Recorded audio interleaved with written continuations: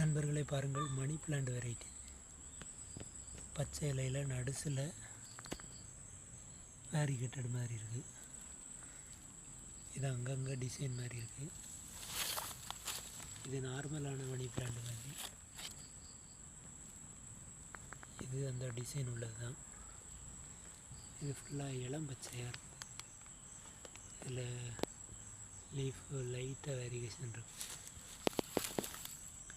கரும்பச்சையாகவும் இருக்குது. மறுபடியும் அதே பிளான்ட்டு.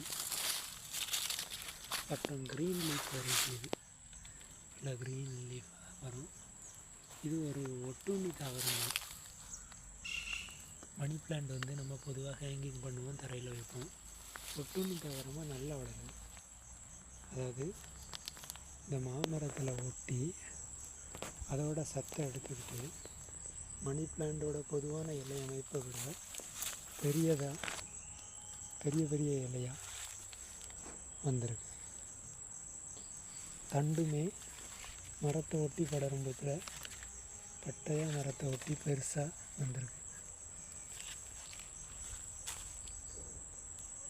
அது இன்னொரு கிரீப்பர் வெரைட்டி மரத்தை ஒட்டி படரும். அதுக்கு ஈக்குவலாக அல்லது அதுக்கு இன்பிட்வீன் சைஸில் இருக்குது. ஆனால் இது மணி பிளான்ட் தான். ஓகே, தேங்க்ஸ் ஃபார் வாட்சிங்.